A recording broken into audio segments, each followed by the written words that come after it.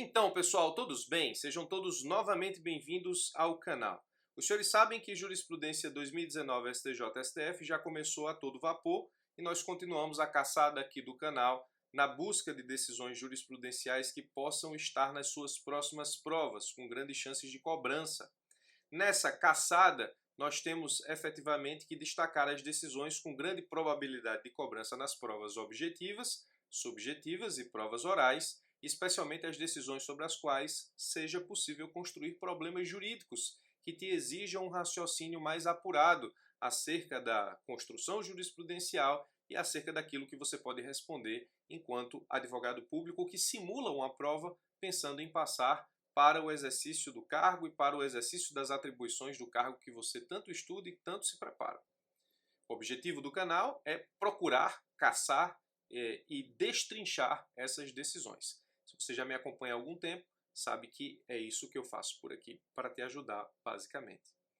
Nessas caçadas, existem algumas presas importantes: constitucional, administrativo, processo civil, tributário, financeiro. São as 5 disciplinas principais, as disciplinas que eu costumo chamar de núcleo duro da advocacia pública, porque juntas representam quase sempre mais de 50% das provas da advocacia pública. São disciplinas que você tem que dar muita importância, que você não pode deixar de estudar o conteúdo doutrinário e também que você não pode deixar de conhecer as principais decisões jurisprudenciais. Dentre essas disciplinas, Direito Processual Civil se destaca porque, além de ser uma disciplina extremamente importante e extensa, nós temos uma quantidade muito grande de produção jurisprudencial sobre a interpretação da ciência processual civil. Especialmente porque ainda vivemos um momento muito interessante em termos de CPC, que é um momento de transição, ou seja, transição CPC de 73 para 2015, e quando eu falo em transição, não estou dizendo que se aplica ainda o CPC de 73 a qualquer coisa. Estou dizendo que os tribunais estão renovando o entendimento jurisprudencial acerca daquilo que se entendia em relação ao CPC de 73 e a construção, muitas vezes, de novas decisões jurisprudenciais, porque o CPC 2015 trata o tema de forma diferente. É justamente uma decisão dessa que nós vamos analisar agora, e todas as vezes que o tribunal analisa algo que era diferente de 73 para agora 2015, essa decisão tem uma alta probabilidade de cobrança em prova, porque é justamente a parte sensível que muda, que evolui muitas vezes, ou até involui, mas que muda de um código para o outro. Nesse caso, estamos tratando efetivamente de uma evolução, nós vamos ver. Eu vou criar, nesse caso, um problema jurídico aqui e a partir dele vamos analisar aquilo que decidiu o STJ, como é de costume aqui no canal. Imagine que contra você foi proferida uma decisão judicial, uma sentença. A gente sabe que nesse momento abre-se o flanco para a possibilidade da apresentação da apelação para o Tribunal de Segundo Grau. O Tribunal de Segundo Grau é comumente conhecido como Tribunal Revisional, porque é justamente o que ele vai fazer. Devolvido, ou seja, devolvida a análise do mérito da demanda através da apelação, de tudo aquilo que foi devolvido, o tribunal vai poder reavaliar, reanalisar, revolver fatos e provas para que ele possa, nesse caso, proferir uma nova decisão que substitui a sentença, que pode, nesse caso, anulá-la, reformá-la ou até confirmá-la. A verdade é que o segundo grau de jurisdição no Brasil, ele até desprivilegia ou desprestigia as decisões de primeiro grau. Por quê? Porque o tribunal revisional pode simplesmente reanalisar todo o processo e simplesmente proferir nova decisão, obrigatoriamente colegiada, mas uma nova decisão que vai reavaliar tudo o que foi avaliado na primeira instância ou no primeiro grau de jurisdição. Então, sentença, apelação, acórdão. O acórdão substitui a sentença na ciência processual. Então, esse acórdão, na verdade, uma vez prolatado, ele substitui a decisão do primeiro grau e é a decisão que passa a valer na ciência processual. Muito bem, no momento em que, por exemplo, você tem o interesse de apresentar uma ação rescisória nesse problema que eu acabei de apresentar, você tem que apresentar uma rescisória pedindo a desconstituição daquilo que foi decidido no acórdão. Ou seja, você vai pedir a rescisão do acórdão, porque o acórdão substitui a sentença. Mas imagine que você, na petição inicial, foi lá e colocou para pedir para desconstituir ou para rescindir a sentença. É um erro? Sim, é um erro. É um erro, nesse caso específico, que causa consequências jurídicas? Sim, é um erro que causa consequências jurídicas, desastrosas pela vista do CPC de 73 e não tanto pelo CPC de 2015. Vamos analisar.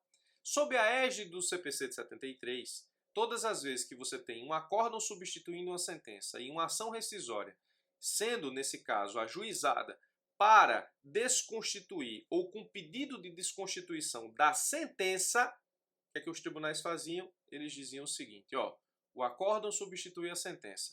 Não existe sentença a ser rescindida. Então, o pedido de rescisão de sentença que foi substituída por acórdão é um pedido juridicamente impossível e a gente não vai conhecer da rescisória por conta disso.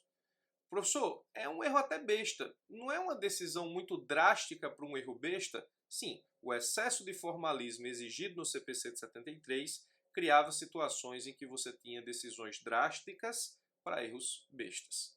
O CPC 2015 veio resolver um pouco essa situação e trouxe à luz da ciência processual um princípio extremamente importante chamado princípio da primazia da resolução de mérito. O que é o princípio da primazia da resolução de mérito? O princípio diz que, no processo, na resolução da lide, os juízes, os sujeitos, os atores processuais, eles precisam priorizar a decisão de mérito. Então, todas as vezes em que eu puder deixar de lado o rigor do formalismo exagerado para que eu possa proferir uma decisão de mérito, assim eu o farei. Por exemplo, um exemplo da aplicação desse princípio é quando o juiz, mesmo podendo, nesse caso específico, acolher determinadas preliminares que resolveriam o processo sem adentrar no mérito, ele ultrapassa a preliminar, adentra no mérito, desde que a solução do mérito seja favorável a quem, nesse caso, seria favorável com a solução da preliminar. Então, o juiz ultrapassa o julgamento da preliminar, adentra o mérito para que saia de lá uma decisão meritória, desde que essa decisão de mérito, nesse caso específico, favoreça aquele que seria favorecido pelo acolhimento da preliminar. Isso é primazia da resolução do mérito. Todas as vezes que eu puder, enquanto juiz, entregar a jurisdição, resolvendo a lide, adentrando no mérito para que a lide possa definitivamente ser apreciada pelo Poder Judiciário, assim o juiz deve fazer, assim o Poder Judiciário deve fazer. O princípio da primazia da resolução de mérito, ele tem o objetivo, nesse caso específico, não de fazer com que o rigor do processo ele deixe aberta a possibilidade de se pedir qualquer coisa sem se respeitar regras processuais. Não. O princípio da primazia da resolução de mérito, inclusive, ele permite com que você afaste equívocos simples e até de importância diminuta e entregue, nesse caso, às partes aquilo que a jurisdição deve entregar, que é a solução ao caso concreto analisado no escopo do seu mérito. Isso é fundamental e importante. Então, se eu ajuizasse a ação rescisória pedindo para desconstituir sentença que tinha sido substituída por acórdão, e isso no CPC de 73 gerava o não conhecimento da ação rescisória, justamente pela impossibilidade de se desconstituir sentença substituída por acórdão, no CPC 2015 isso não é mais possível. A mesma situação se eu ingresso com pedido de desconstituição de sentença substituída por acórdão, nos termos do artigo 968, parágrafos 5º e 6º, e nos termos da aplicação do princípio da primazia da resolução de mérito, o tribunal tem que intimar o autor da rescisória para que ele emende a inicial, para que ele então passe a analisar o mérito da rescisória, afastando o rigor formal de se pedir de forma equivocada a desconstituição de uma sentença substituída por acórdão como objeto principal ou pedido principal de uma inicial em ação rescisória. Então, essa decisão do STJ é importante porque ela mostra, mais que isso, ela demonstra a evolução prevista no CPC 2015 em relação ao de 73, a fim de afastar efetivamente o excesso de rigor formal e fazer valer o princípio processual de primazia da resolução de mérito, que é um dos princípios que moldam a ciência processual atual. O STJ, no recurso especial 1.569.948 do Amazonas, julgado em dezembro de 2018 e agora publicado no informativo 639, diz assim: o pedido de rescisão da sentença em vez de acórdão que a substituiu, não condiz à impossibilidade jurídica do pedido. Na verdade, essa impossibilidade jurídica do pedido era reconhecida pelos tribunais de justiça e pelo próprio STJ.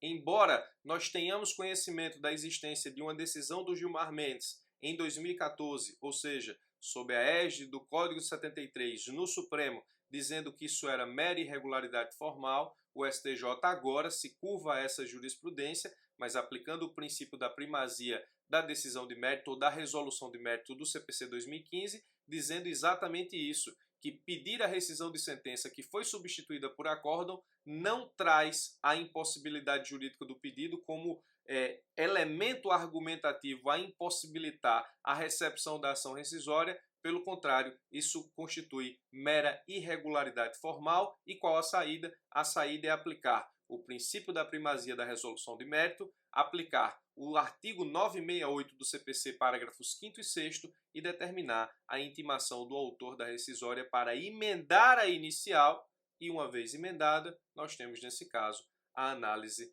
do mérito da rescisória, se alguma outra questão formal não for levantada a impedir esse mérito de ser analisado. Mas jurisprudência muito importante, porque determina a aplicação de um princípio previsto no CPC 2015 e também, nesse caso, muda os ares de jurisprudência acerca do rigor formal na inicial da ação rescisória. Decisão do informativo 639, que muda a perspectiva da decisão jurisprudencial do STJ baseada no CPC de 73 para 2015 e aplica um princípio da ciência processual civil, ou seja, todas as receitas, todos os ingredientes, todos os instrumentos necessários para que essa decisão seja cobrada nas próximas provas da advocacia pública e também dos concursos em geral. Espero que você tenha entendido e espero que essa decisão faça parte do seu arcabouço de conhecimento jurídico para o enfrentamento de provas. Eu sou o Birajara Casado. Se você quiser continuar acompanhando vídeos como esse, se inscreve no canal, clica no sino que tem aqui embaixo. Todas as vezes que eu subir conteúdo novo, você vai ser notificado por e-mail e também pelo celular. Forte abraço e até os nossos próximos vídeos.